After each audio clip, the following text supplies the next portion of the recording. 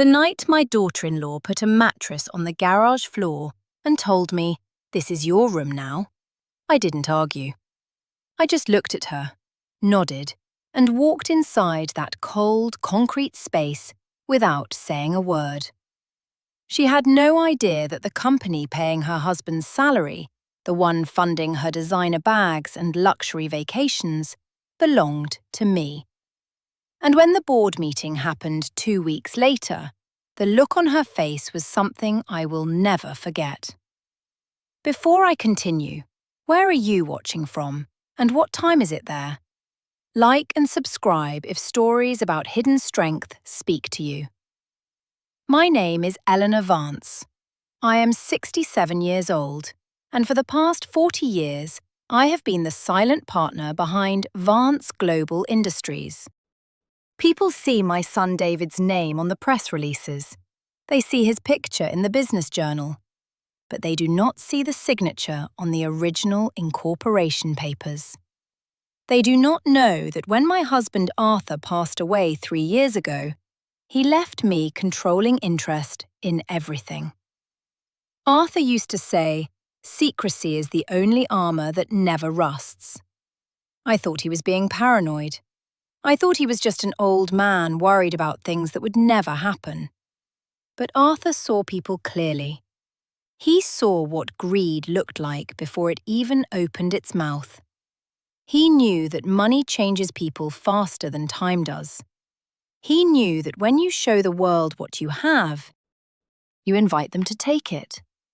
So we kept our heads down. We kept our accounts quiet. We built an empire from a small warehouse in Portland and never put our names on the front door. David thinks he runs the company. He thinks he earned his position through merit alone. In a way, he did. He worked hard. He showed up early. He stayed late. But he never understood that the floor he walked on was owned by his mother. He never understood that the salary depositing into his account every month came from my dividend checks. It was a necessary deception. Arthur insisted on it. He wanted David to feel the weight of responsibility without the cushion of knowing safety was guaranteed. Now I sit in the dark of that garage, and I realize Arthur was right about many things. He was right about secrecy. He was right about armor. But he was wrong about one thing. He thought love would protect us. He thought family was different. He thought blood meant loyalty. I am learning that blood is just biology. Loyalty is a choice. And my son made his choice when he let his wife put me in the cold. I sit on that thin mattress and I listen to the house above me. I hear the floorboards creak. I hear the heating system hum. I hear them walking around in my home like they own it. They do not know I have a phone in my pocket. They do not know I have a lawyer on speed dial. They do not know that the board meeting is already scheduled. They think I am broken. They think I am confused. They think I am an old woman who forgot where she put her keys. But I remember everything. I remember every dollar. I remember every signature. I remember every lie. And soon, they will remember too. Something about the way the silence settled in that garage made my chest tighten. It was the silence of a house holding its breath. It was the silence before a storm breaks. I closed my eyes and I pictured Arthur's face. I pictured the way he looked at me when we signed the papers 20 years ago. He told me one day, "You might have to use this." I told him I hoped I never would. He said, "Hope is not a strategy." Eleanor. Plan for the worst. I am done hoping. Now I am planning. The concrete floor was cold against my back. The single bulb flickered overhead. But my mind was warm. My mind was sharp. And for the first time in 3 years, I felt fully awake. We lived in a large colonial house on Willow Creek Drive in Portland. It was the kind of house with a wraparound porch and a kitchen that smelled like cinnamon and coffee every morning. Arthur and I raised David there. We sent him to private schools. We paid for his MBA at Stanford. We never told him about the full extent of our wealth. We wanted him to work for what he had. We wanted him to know the value of $1. Arthur believed that easy money made soft men. So we lived comfortably, but not lavishly. We drove 10-year-old cars. We wore clothes until the elbows wore thin. And when Arthur died, I kept living that way. I stayed in the house. I tended the garden. I waited for David to call. The house itself was a testament to our history. Every corner held a memory. The oak tree in the backyard that Arthur planted the year David was born. The faded pencil marks on the kitchen wall where we measured David's height every birthday. The creaky wooden stairs Arthur always promised he would fix, but never quite got around to. Arthur used to say a home was not the walls, it was the years inside them. I believed that. I protected those years. I polished the wood floors until they shined. I kept the garden blooming even when my knees ached. I kept the kitchen warm, even when I ate alone. It was my sanctuary. It was the only place where I felt safe. David grew up, loved, supported, and encouraged. When he struggled with math in middle school, Arthur sat at the kitchen table night after night helping him. When David wanted to attend Stanford for business school, we quietly took money from our savings to help cover what scholarships did not. We never considered it a sacrifice. That is what parents do. David was ambitious, though not always careful. In his late 20s, he tried to start a small logistics company with a friend. It failed within 2 years, leaving him with debt and embarrassment. Arthur and I helped him through that too, though we never told anyone outside the family. Arthur said something to me during that time that I did not think much about then. Helping someone stand up is good, he told me one evening while we washed dishes, but if you carry them too long, they may forget how to walk. I thought he was just being philosophical. David eventually recovered, found steady work, and married Sandra when he was 32. Sandra was smart, organised, and very direct. She worked in healthcare administration and had a way of speaking that made people listen carefully. When David told us he planned to marry her, Arthur simply nodded. If she keeps him focused, Arthur said later, that might be exactly what he needs. For several years, everything seemed stable. David and Sandra moved to a growing suburb and bought a house. Arthur and I visited a few times a year, usually during holidays. They had no children yet. Life moved forward the way life does, quietly, steadily, until the night Arthur died. It was a Tuesday in early October. I remember the weather, because Arthur had complained the entire afternoon about the cold wind outside. We were watching television when he suddenly pressed his hand to his chest and leaned forward. At first, I thought it was heartburn. By the time the ambulance arrived, the paramedics were already shaking their heads. The doctor at the hospital used gentle words, but the meaning was clear. Massive heart attack. Nothing they could do. After 42 years of marriage, the silence in that house felt unbearable. Grief is a strange companion. It changes the weight of every object around you. Arthur's chair felt too empty. His coffee mug felt like evidence of something stolen. For the first 3 months after his death, I barely left the house. David called often during that time. At first, his voice sounded genuinely worried. "Mom, you should not be alone all the time," he told me one evening.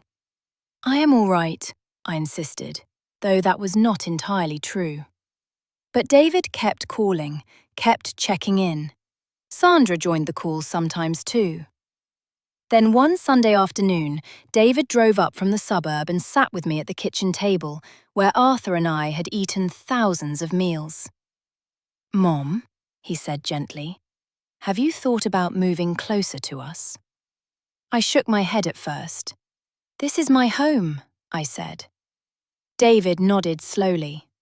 "I know, but it is also a lot to manage alone. The house, the yard, the bills. It is too much for one person your age." I remember the way he said "your age," not cruelly, just practically. Sandra had already been researching options, he explained. Their house had a spare bedroom. The kids would love having their grandmother nearby. And I would not have to worry about the upkeep. That small detail did not seem important at the time. It would later change everything. David called often at first. He asked how I was eating. He asked if I needed help with the bills. He sounded concerned. He sounded like the boy who used to bring me dandelions from the yard. But then Sandra moved in. Sandra was David's wife of 5 years. She was beautiful in a sharp way. She had eyes that calculated the value of everything they looked at. She worked in luxury real estate, though I suspected she spent more time networking than selling. When she came into the house, the air changed. She walked through the rooms, touching the furniture like she was appraising it for an auction. She opened the cabinets and checked the plates. She looked at me not like a mother-in-law, but like an obstacle. The first sign was small. It happened during dinner on a Tuesday. We were eating roasted chicken and green beans. David was talking about a new project at the company. He mentioned a bonus he was expecting. Sandra cut into her meat and said, without looking up, that the house was too big for one person. She said it was wasteful. She said the property taxes alone were ridiculous. I put my fork down. I told her this was my home. She smiled then. It was a thin smile. She said she was just thinking about my best interests. She said loneliness was dangerous for elderly women. That small detail did not seem important at the time. It would later change everything. Over the next few months, the visits became more frequent. They started coming over every weekend, then every few days. They would bring groceries, but they would eat most of them before leaving. They would start cleaning things. They would put them in different places. I began to lose track of my own belongings. My teacups moved to the upper shelf. My reading chair was pushed into the corner. David stopped looking me in the eye. He spent most of his time on his phone or talking quietly to Sandra in the hallway. I would catch fragments of conversations, words like equity, words like transfer, words like soon. Something about the way he said those words made my stomach tighten. Then came the suggestion about downsizing. It was a Sunday afternoon. The rain was hitting the windows hard. David sat on the sofa where his father used to read the newspaper. He told me that maintaining this house was too much work for me. He said the stairs were dangerous. He said there were better options. Sandra stood by the fireplace holding a glass of wine. She nodded in agreement. She mentioned a lovely condo complex near their house. She said it had security. She said it had staff. I looked at David. I asked him if he wanted me to leave. He looked at the floor. He said he just wanted me to be safe. I told them I was not going anywhere. The room felt unusually quiet after I spoke. That was the moment the dynamic shifted. I saw something flicker in Sandra's eyes. It was not disappointment. It was calculation. She set her glass down on the mantel. She told me that stubbornness was a trait that cost people dearly. She said families needed to adapt. I did not respond. I went to the kitchen and made tea. My hands were shaking slightly. Not from fear, from anger. I realized something I had not known I was ready to understand. They were not trying to help me. They were trying to position me. They were waiting for me to make a mistake so they could step in. A week later, David called to say they were coming to help me organize. They arrived with boxes, large cardboard boxes. They started packing things without asking. Books went into boxes, photos went into boxes. I watched from the kitchen window. They were moving faster than necessary. They were treating my life like clutter. I walked out to the living room. I told them to stop. Sandra turned to me. She said, "We are doing this for your own good." She said, "You are forgetting things." She said, "You left the stove on yesterday." I had not left the stove on. I knew I had not. But David nodded. He said she was right. He said he had noticed me looking confused lately. That was a lie, and they both knew it was a lie. I decided to test them. I pretended to be more forgetful than I was. I misplaced my keys on purpose. I asked where I put my glasses when they were on my head. I wanted to see how far they would push the narrative. It did not take long. Sandra started speaking to me like I was a child. She used short sentences. She spoke slowly. She explained simple things as if I had never heard them before. David stopped asking for my opinion on anything. He started making decisions about my mail. He started sorting my documents. I caught him looking through my filing cabinet one afternoon. He jumped when I walked in. He said he was just looking for insurance papers. I told him those were private. He said nothing was private when safety was involved. The tension in the house became heavy. It felt like walking through water. I stopped sleeping well. I would lie in bed and listen to the house settle. I remembered Arthur's voice. Arthur used to say, "Paperwork matters." I used to think he meant taxes and receipts, but now I understood he meant proof. He meant evidence. I went to my safe deposit box at the bank. I retrieved the original shares of Vance Global Industries. They were still in my name. $90 million worth of equity. I held the documents in my hands. They felt heavy. They felt like power. I put them back in my bag. I did not tell anyone. Then the incident with the heating system happened. It was the middle of winter. The furnace stopped working on a Thursday night. I called the repairman.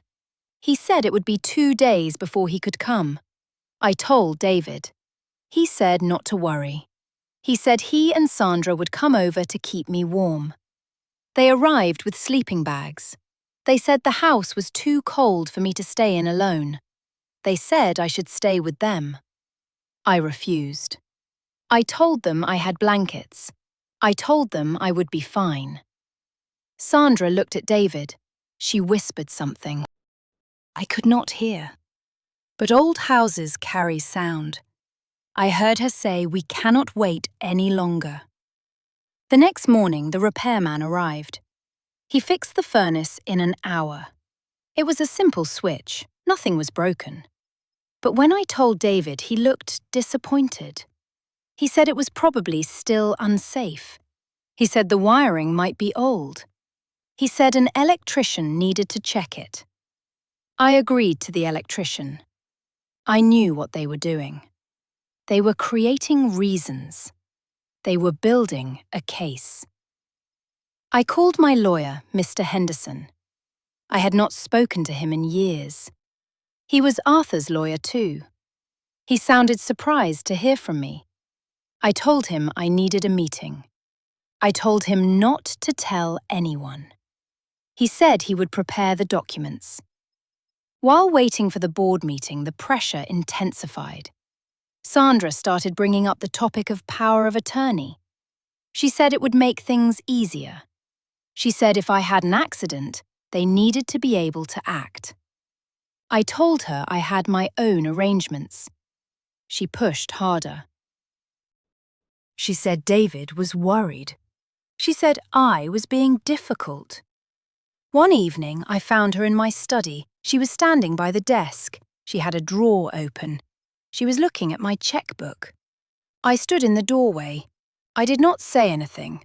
She closed the drawer slowly. She said she was looking for stamps. I told her the stamps were in the kitchen. She walked past me without apologizing.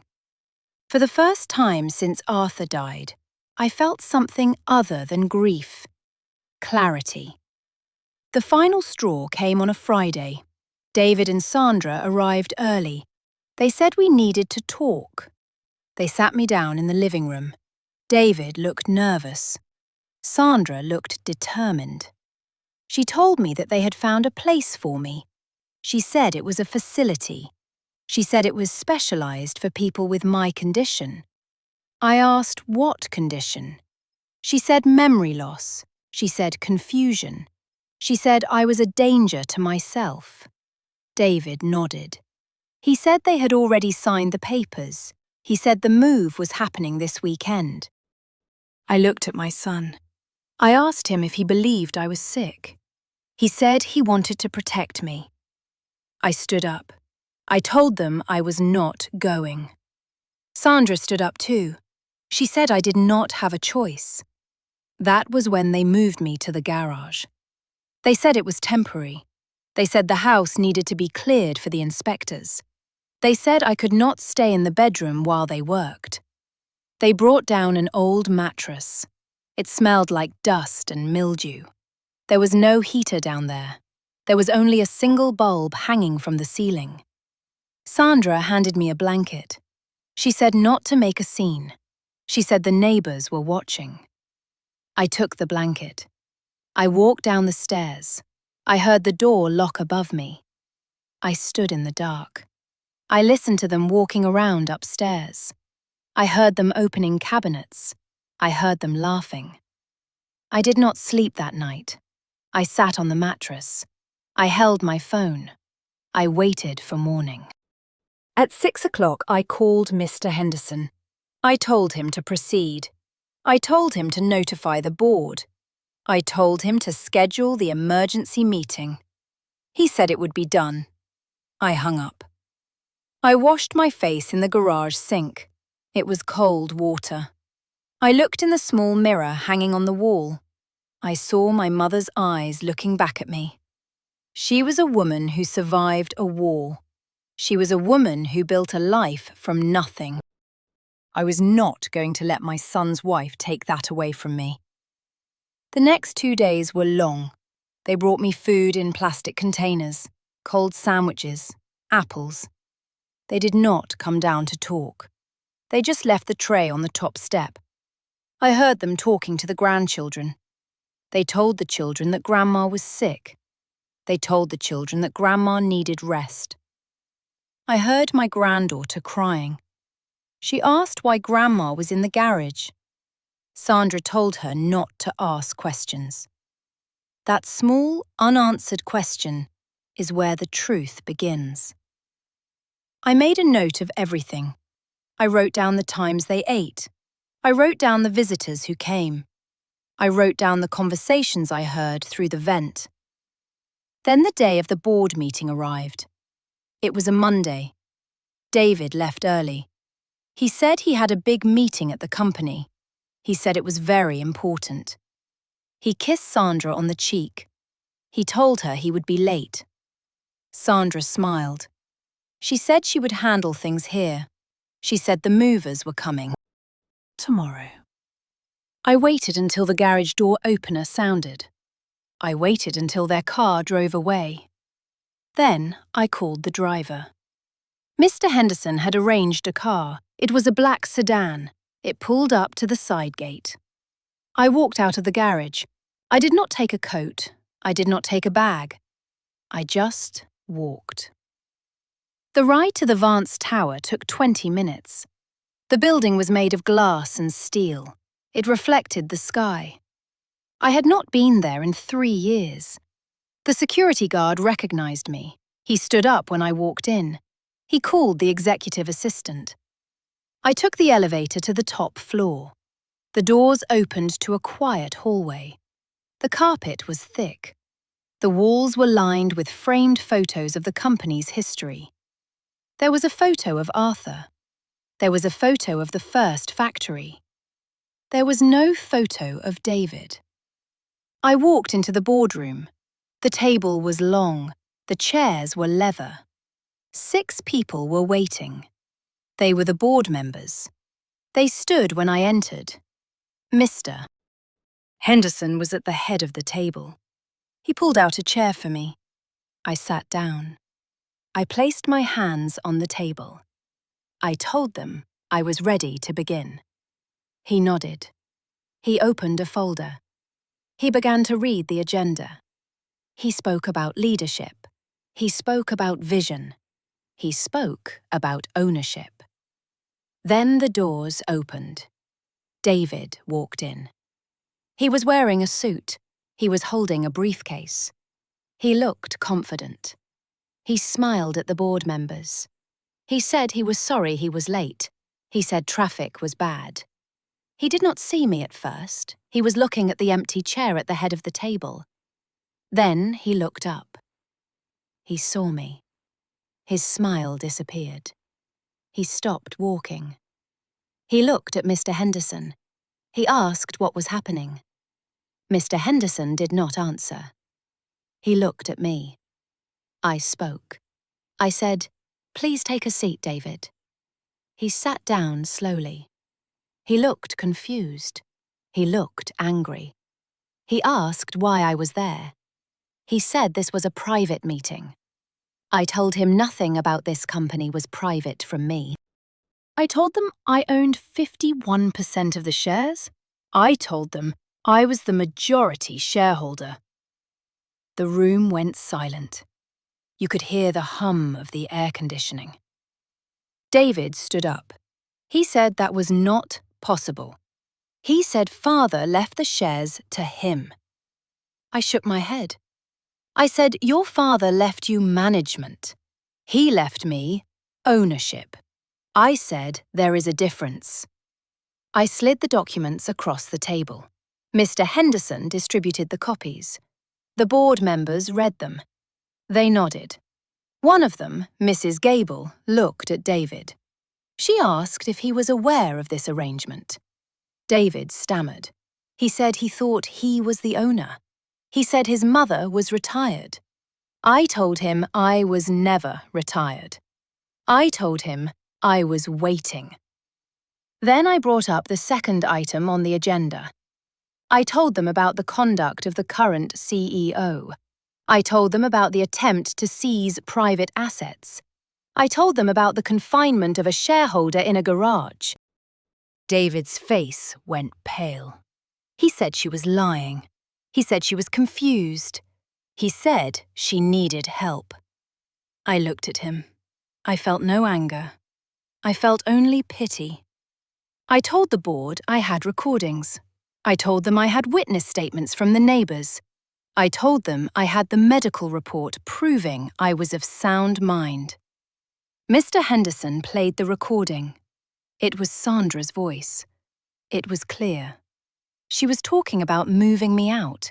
She was talking about the house value. The board members listened. They did not look at David. They looked at me. Mrs. Gable spoke first. She said this was a serious breach of trust. She said it reflected poorly on the leadership. Another member nodded. He said the company could not be associated with this kind of behavior. David looked at me. He begged. He said he was my son. He said I would not ruin him. I looked at my hands. I remembered changing his diapers. I remembered teaching him to ride a bike. I remembered the boy he was before he became this man.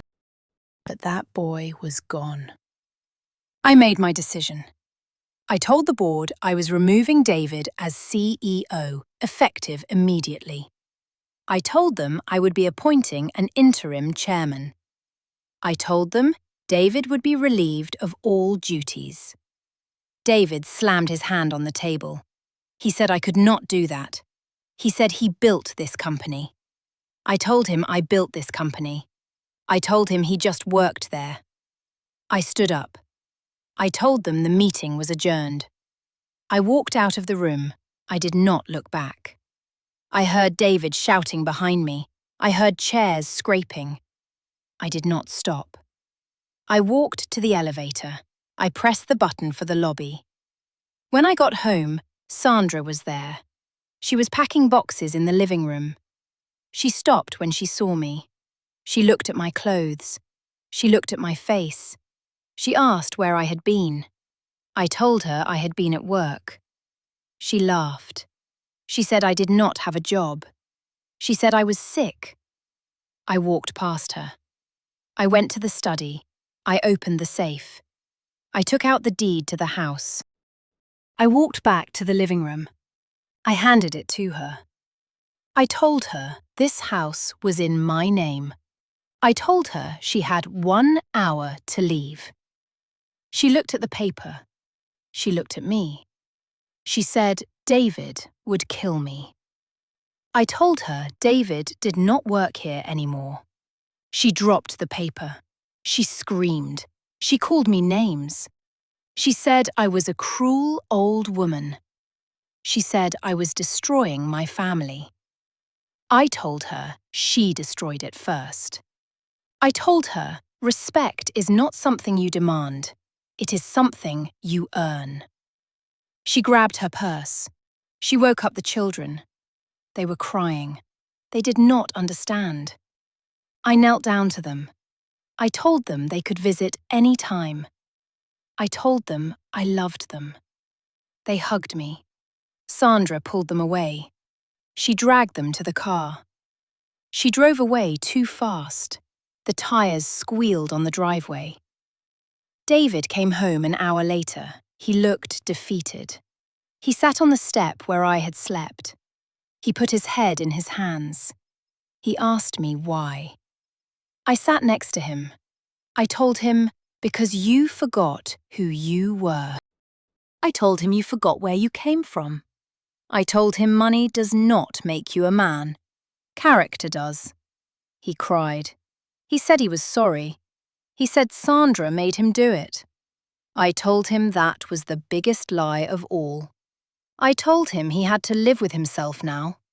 I told him I would always be his mother, but I would not be his banker. He left that night. He went to a hotel. I did not hear from him for 3 weeks. The house was quiet again.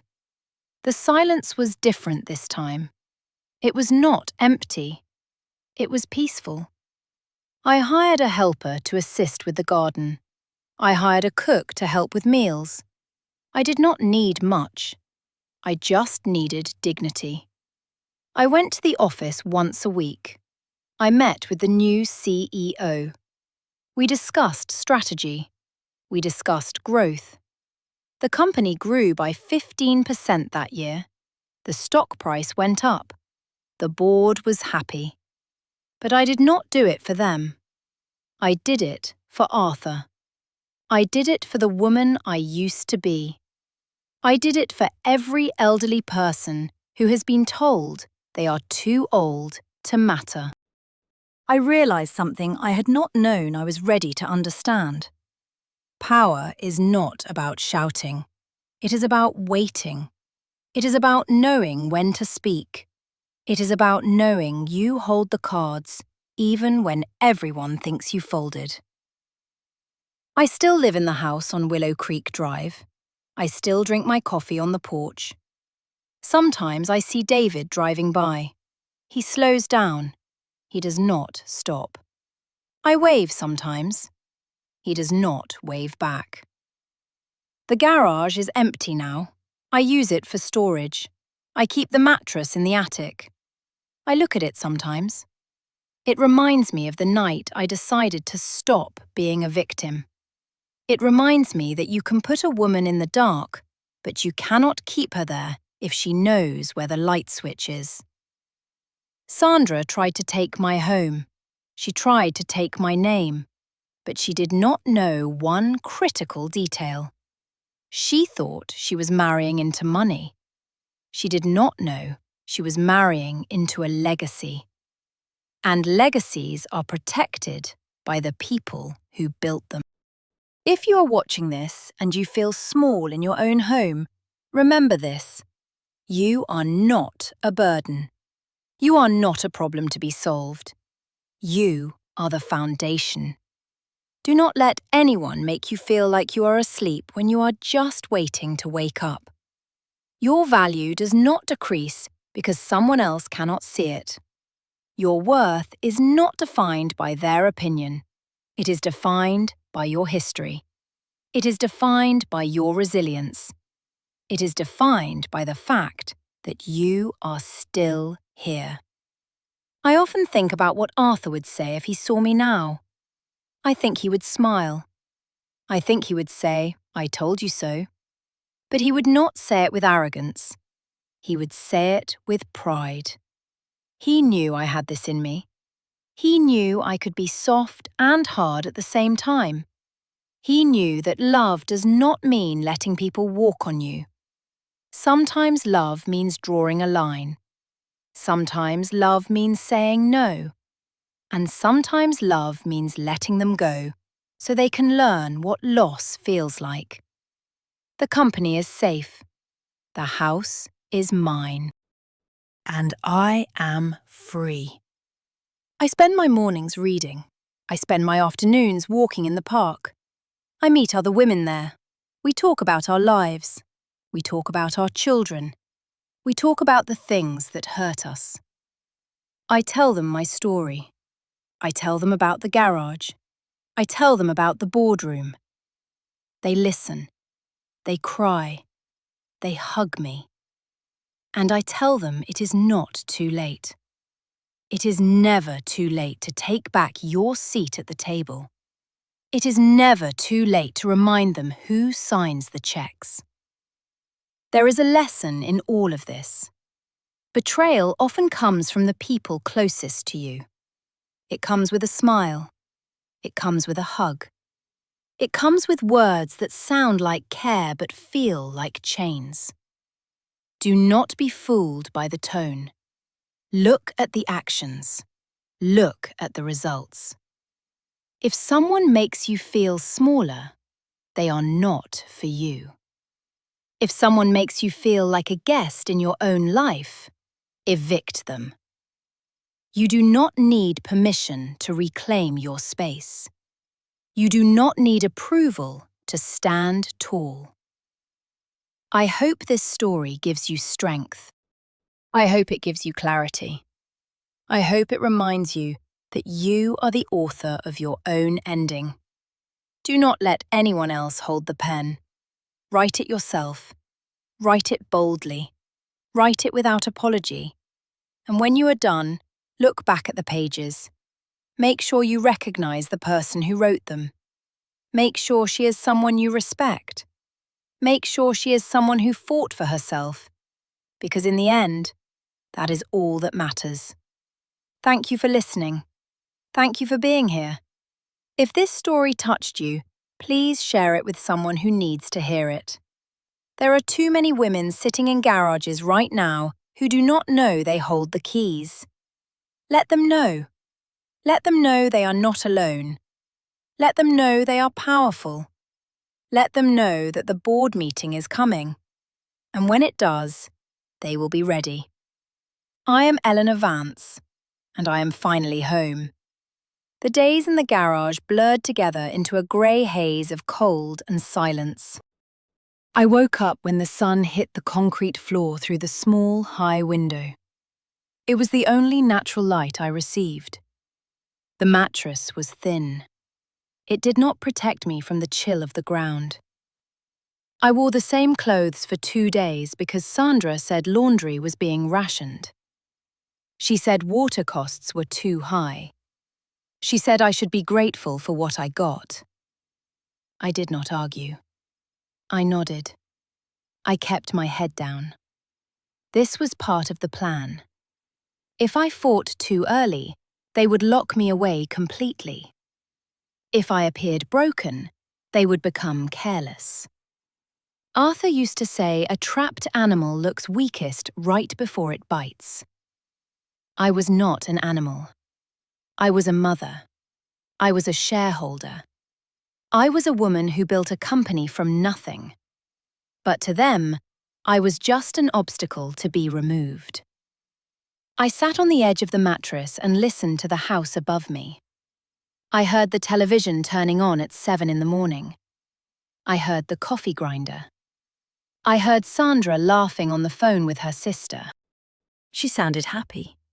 She sounded like someone who had already won. I touched the phone in my pocket. It was an old model. It did not have a touchscreen. It did not have internet. But it had a camera, and it had a recorder. I had bought it at a drugstore 3 towns over.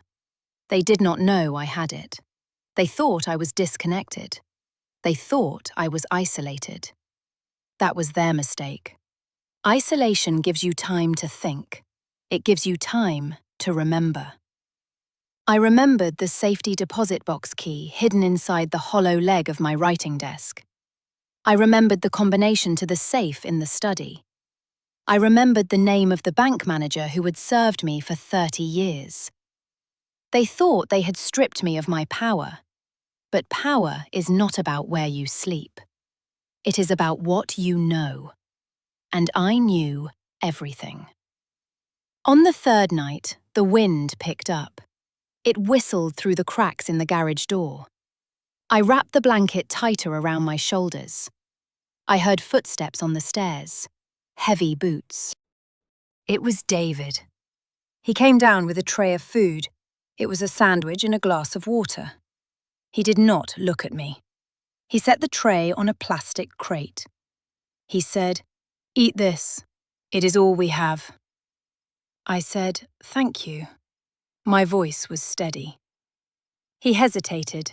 He looked at the mattress. He looked at the cold floor. For a second, I saw something in his eyes. It looked like shame. But then he blinked and it was gone. He said, "Sandra says you need to sign the papers tomorrow." He said the facility needs authorization. I asked what facility. He said the one in Silverwood. He said it was nice. He said they have nurses. I told him I do not need nurses. I told him I am healthy. He shook his head. He said the doctor says otherwise. I asked which doctor. He did not answer. He turned to leave. I said, "David?" He stopped. I said, "Do you remember when you were 10 and you broke your arm?" He said yes.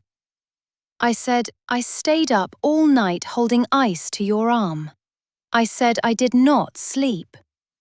He said, "I know." I said, "Do you remember that?" He said, "I have to go." He walked up the stairs. I heard the lock click. I did not eat the sandwich. I waited.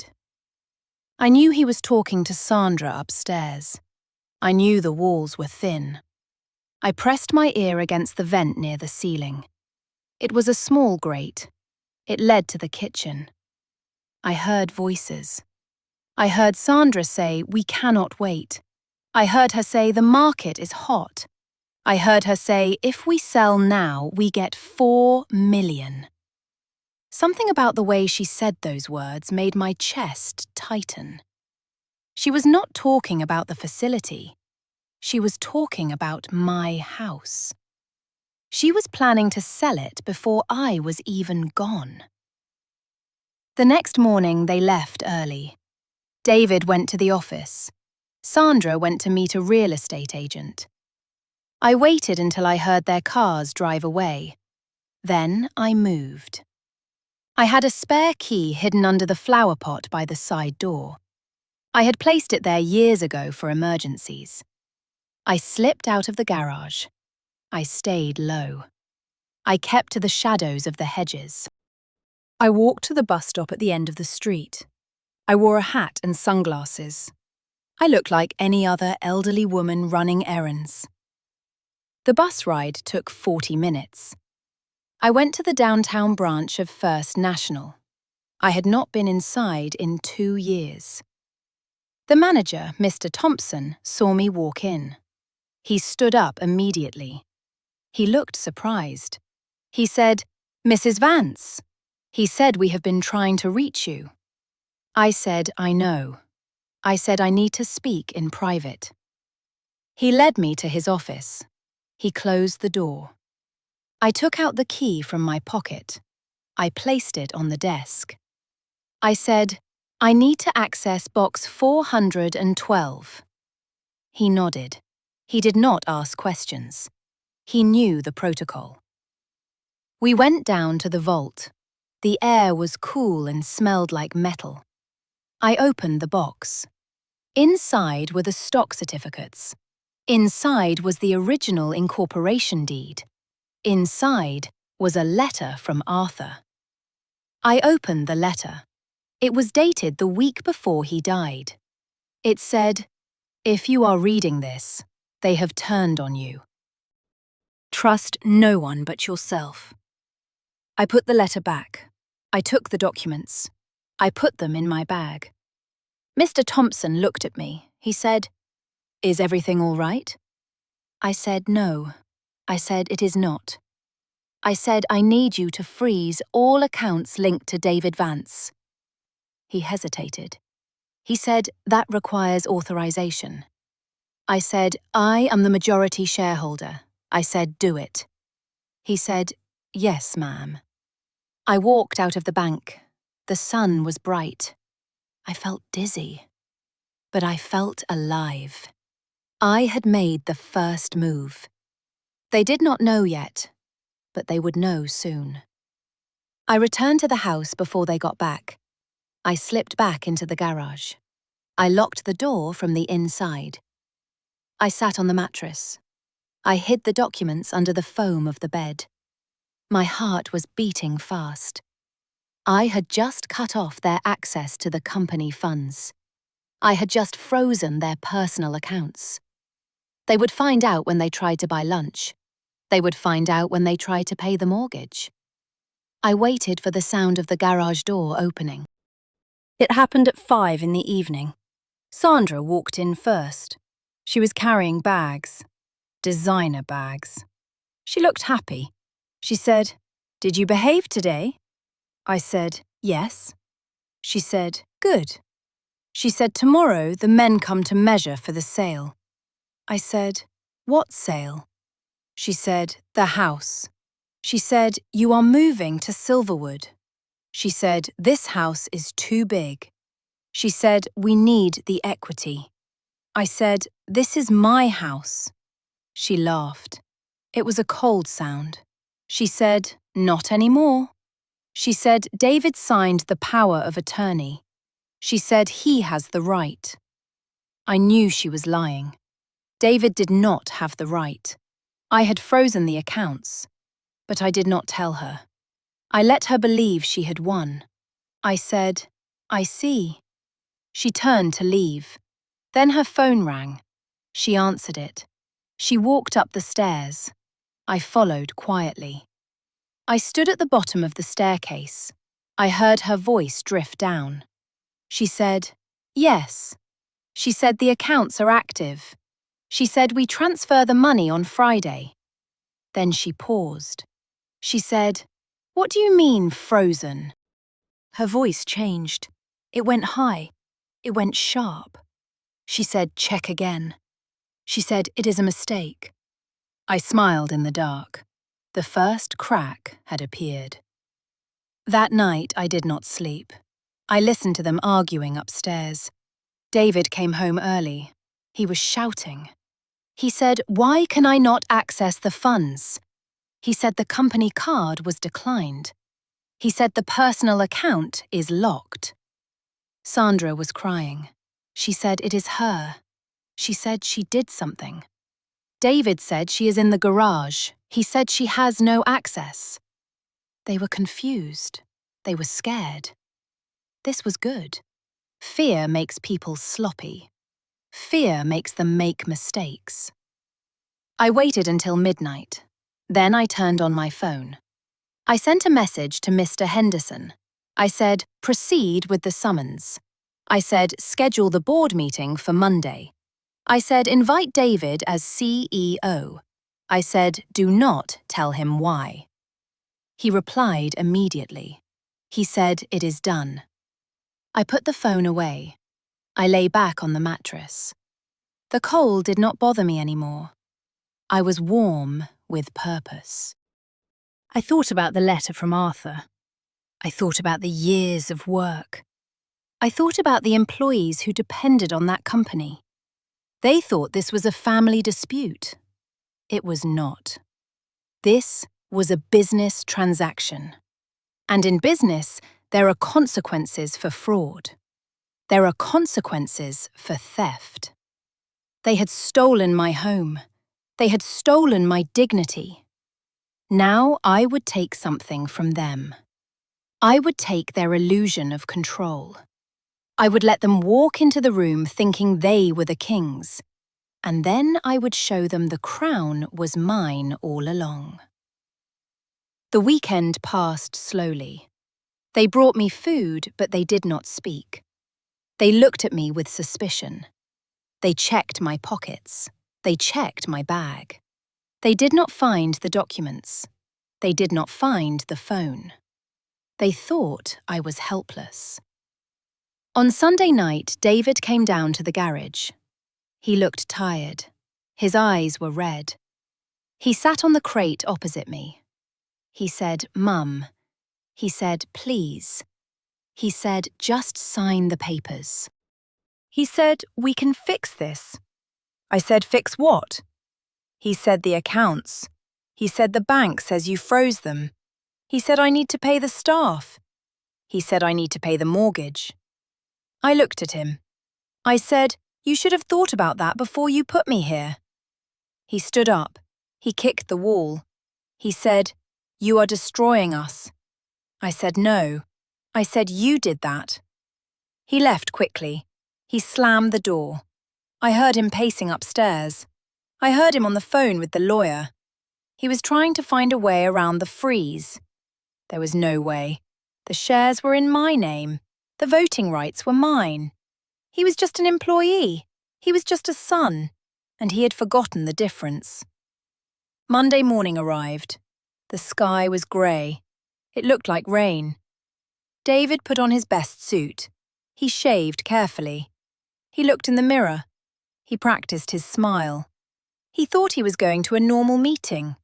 He thought he was going to discuss quarterly earnings. He did not know the agenda had changed. He did not know the room would be full of people waiting for him to explain himself. I watched him leave from the garage window. I saw him get into the car.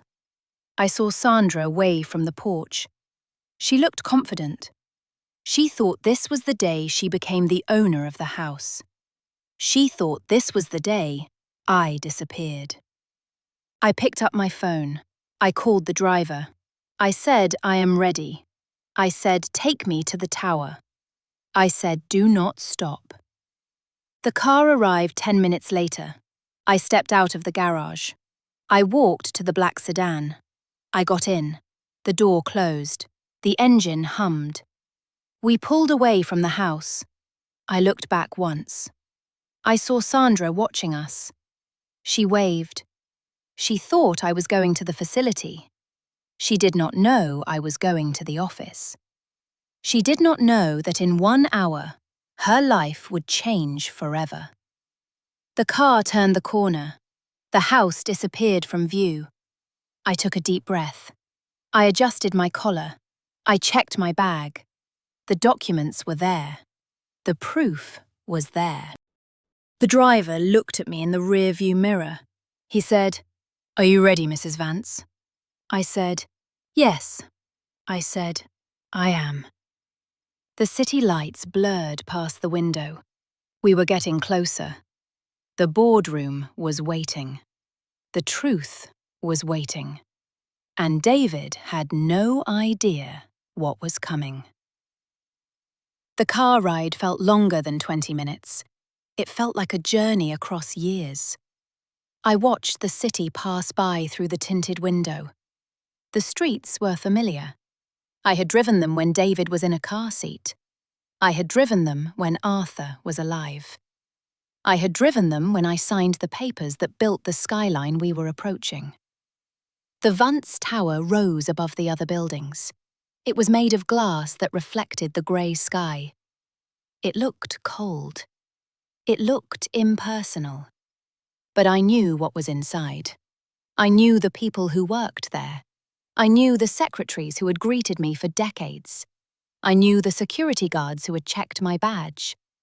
They knew me as the founder's wife. Soon, they would know me as the founder's successor. The driver pulled up to the front entrance. He opened the door for me. I stepped out onto the pavement. My shoes clicked on the stone.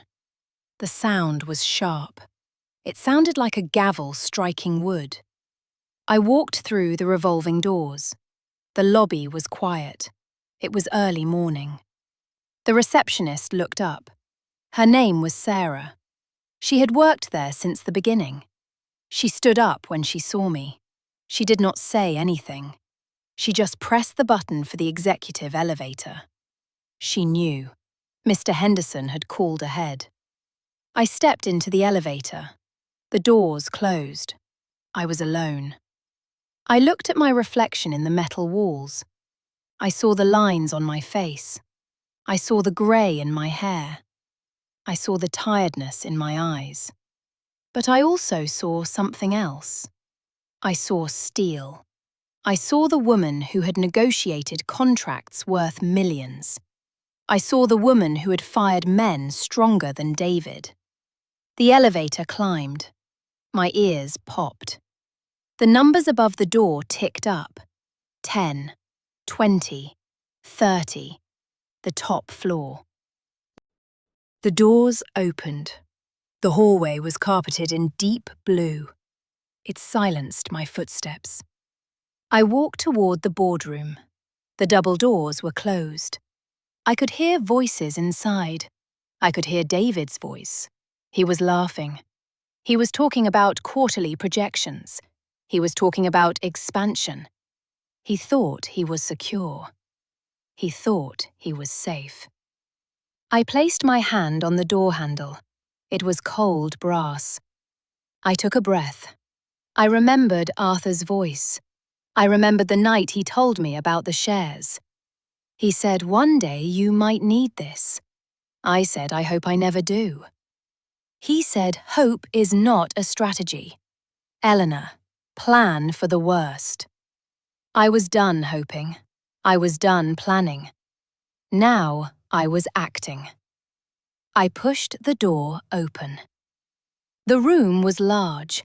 A long table sat in the center. 6 people were seated. They were the board members. They were older men and women. They knew me. They respected me. Mr. Henderson sat at the head. He stood when I entered. The others stood too. It was a reflex. It was respect. David was standing by the window. He was holding a coffee cup. He turned when the door opened. He saw me. The coffee cup slipped from his hand. It hit the carpet. Brown liquid spread across the blue wool. He did not notice. He stared at me. His mouth opened. He closed it. He looked at Mr. Henderson. He looked back at me. He said, "Mom, you are not supposed to be here." He said, "This is a private meeting." He said, "Security should have stopped you." I walked to the head of the table. I pulled out the chair. I sat down. I placed my hands on the surface. The wood was smooth. It felt solid. I said, "Nothing is private from me, David." I said, "This is my company." The room was silent. You could hear the hum of the ventilation. You could hear the traffic far below. David shook his head. He said, "You are confused." He said, "You are sick." He said, "Sandra told me you need care." He said, "You should be at the facility." I looked at him. I did not raise my voice. I said, "I am not sick." I said, "I am awake." I said, "And I am here to take back what is mine." Something about the way the light hit his face made me see him clearly. He was not my son in that moment. He was an employee who had breached his contract. He was a man who had forgotten his place. And I was the owner who had come to collect. David stepped forward. He put his hands on the table. He leaned toward me. He said, "You cannot do this." He said, "I am the CEO." He said, "The board voted for me." He said, "Father left this to me." I shook my head slowly. I said, "Your father left you a job." He said he left me the company. I said, "There is a difference." I reached into my bag. I took out the folder. It was thick. It was heavy. I slid it across the table. It stopped in front of Mr. Henderson. He opened it. He began to distribute the pages. The board members read them. Their expressions changed. They looked at David. They looked at me. Mrs. Gable spoke first. She was the senior member. She had known Arthur for 40 years. She said these documents show majority ownership. She said they are in your name, Eleanor. I said yes. I said they have always been in my name. David slammed his hand on the table. He said that is a lie. He said I signed the checks. He said I made the decisions. I said you made suggestions. I said I approved them. I said you were managing a business you did not own. He laughed. It was a bitter sound. He said you are an old woman. He said you do not understand the market. He said you will ruin us. He said Sandra knows the numbers. He said she handles the finances. I felt a coldness in my chest. It was not fear. It was disappointment. I said Sandra does not work here. I said Sandra is not welcome here. David straightened his tie. He looked at the board. He said she is unstable. He said she is having delusions. He said we need to call the doctor. He said we need to call the facility. He was trying to gaslight me in front of witnesses. He was trying to use my age as a weapon. It would not work. I had planned for this. I looked at Mr. Henderson. I said, "Play the recording." He nodded. He pressed a button on the console. The speakers crackled. Then a voice filled the room. It was Sandra's voice. It was clear. It was recorded from the vent in the garage. She said, "We cannot wait any longer." She said the house is worth $4 million. She said once she is gone, we sell. She said David signs the papers tomorrow. The room went still. David looked at the speaker. He looked at me. His face went pale. He said, "That is edited." He said, "That is fake." He said, "You cannot trust that." Mrs. Gable took off her glasses. She said, "I know Sandra's voice." She said, "I have heard it at company parties." She said, "That sounds like planning fraud." David shook his head. He said she forced her to say it. He said she is manipulating the evidence. He was desperate. He was drowning, and he was trying to pull me down with him. I stood up. I walked around the table. I stopped in front of him. I looked into his eyes. I said, "You let her put me in a garage. I said you let her lock the door. I said you let her tell your children I was sick. I said you did not stop her. I said you helped her." He looked away. He could not meet my gaze. He said I did it for the family. He said I did it for the future. I said no. I said you did it for greed. I said you forgot where the money came from. I said you forgot who fed you. The silence stretched out. It was heavy. It was final. I went back to my seat. I looked at the board. I said I am removing David Vance as CEO. I said effective immediately. I said security will escort him out. I said his access cards are deactivated. David stepped back. He said you cannot do that. He said I have rights. He said I have a contract. Mr. Henderson spoke. He said the contract has a morality clause. He said confinement of a shareholder violates it. He said you are in breach. He said you are terminated. 2 security guards entered the room. They were large men. They wore suits. They stood behind David. They said, "Sir, please come with us." David looked at me. He said, "Mum, please." He said, "Do not do this." He said, "I will lose everything." I said, "You lost everything when you locked me in the dark." I said, "Go." He did not move.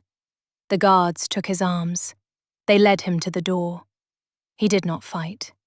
He walked like a man who had been emptied out. The door closed behind him. The sound of the latch clicking was loud. I sat down. I looked at the board. I said, "Apologies for the disruption." I said, "Let us begin the meeting." Mrs. Gable nodded. She said, "We are with you, Eleanor." She said, "We always were." I opened the folder. I took out the agenda. I began to read. My voice was steady. My hands did not shake. I was not a victim. I was a leader. And I had just reclaimed my throne. The meeting lasted 2 hours. We discussed the interim leadership. We discussed the audit. We discussed the public statement. I wanted it handled quietly. I did not want the press to know the details. I did not want the employees to panic. I said we will say David is pursuing other opportunities.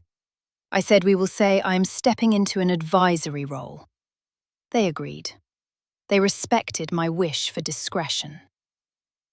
When the meeting ended, I stood up. The board members shook my hand.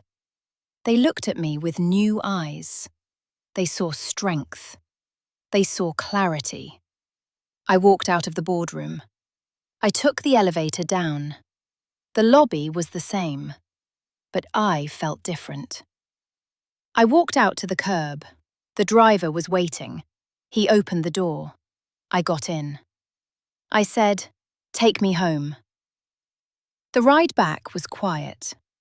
I looked out the window. The city was busy. People were rushing to work. People were living their lives. I thought about David. I thought about where he would go. He had no job. He had no access to the accounts. He had no house. Sandra would not be happy. I thought about Sandra. She was at the house. She was waiting for the call. She was waiting for the news that I was committed. She did not know the news was about her. The car pulled up to Willow Creek Drive. The house looked the same.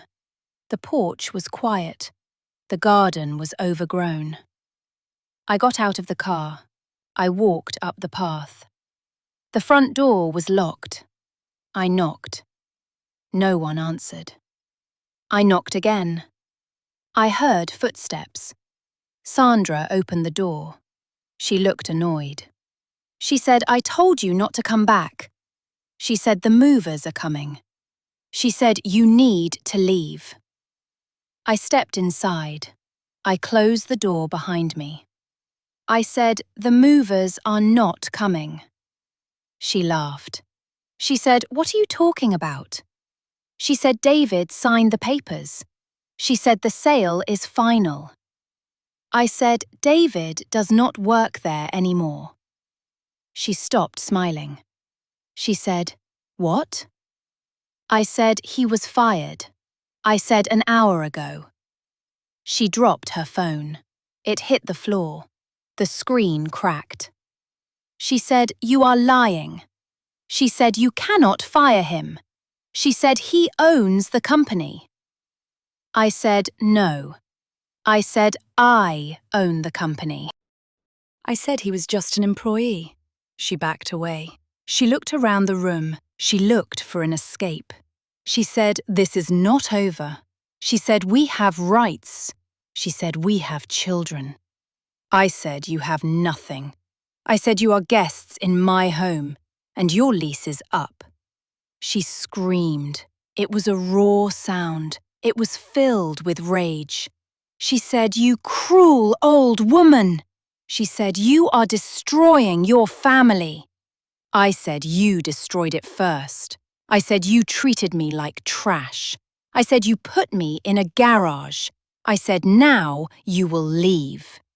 She ran up the stairs. I heard her packing bags. I heard her yelling at the children. They were crying. I went to the bottom of the stairs. I said, "Bring them down." She came down holding their hands. They looked scared. They looked at me. I knelt. I said, "You are always welcome here." I said, "I love you." They hugged me. Sandra pulled them away. She said, "Do not touch her." She dragged them to the car. She threw the bags in the trunk. She got in. She started the engine. She looked at me through the window. Her eyes were full of hate. She drove away. The tires screeched. I stood in the driveway. I watched them go. I did not cry. I felt light. I felt free. The house was quiet again, but it was a different quiet.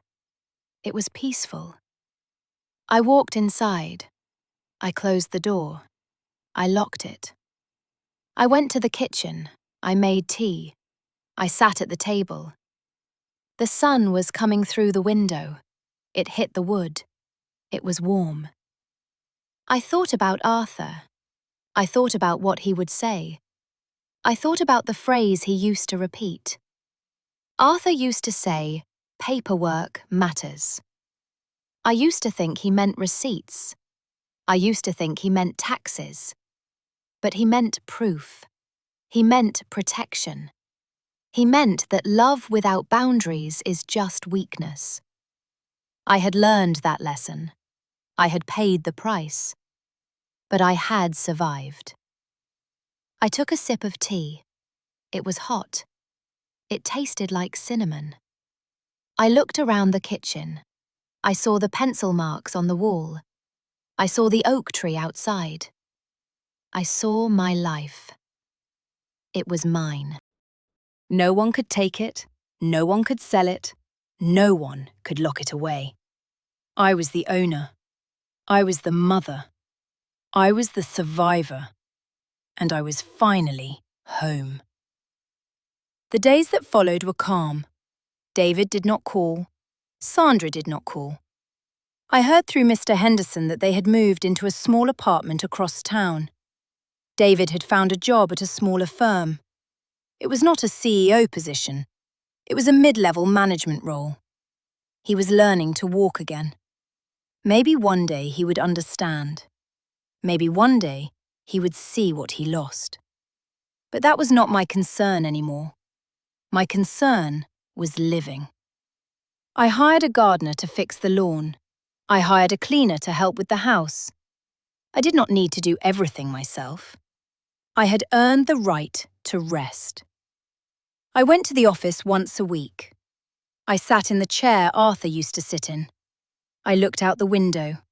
I watched the city. I made decisions. I signed papers. The company grew. The stock went up. The employees were happy. They felt secure. They knew the owner was watching. I met with other women in my position. We had a group. We called ourselves the Iron Ladies. We shared stories. We shared advice. We shared strength. I told them about the garage. I told them about the boardroom. They listened. They cried. They hugged me. They said you gave us hope. They said you showed us it is never too late. I told them it is not about age. I told them it is about will.